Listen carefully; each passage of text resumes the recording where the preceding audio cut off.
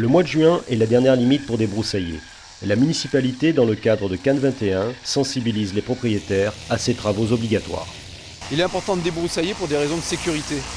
Nous avons heureusement encore des espaces naturels à Cannes. Je tiens à ce qu'on les protège, qu'on les sanctuarise.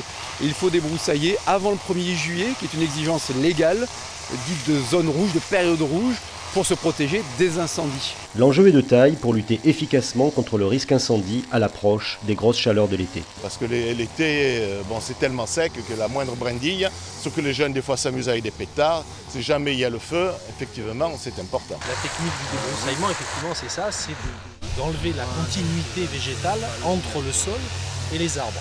Nous avons renforcé l'exigence de débroussaillement, puisque aujourd'hui, nous exigeons que sur les zones ventées, exposées en particulier au Mistral, au fort vent, il y a un débroussaillement de au moins 100 mètres autour des habitations.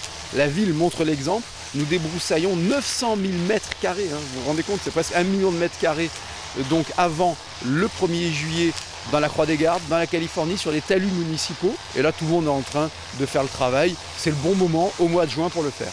Il ne s'agit pas, quand on débroussaille un terrain, de tout raser, de tout mettre à blanc. L'important, c'est d'enlever la masse combustible qui est au sol. Si on débroussaille, il n'y aura pas de feu. S'il n'y a pas de feu, il y aura moins d'intervention, moins de risques de pertes humaines, d'accidents, etc. 100 mètres, on débroussaille sur 100 mètres. Cette obligation de débroussailler rappelle aux Cannois l'importance de cette réglementation pour une meilleure qualité de vie et de sécurité publique.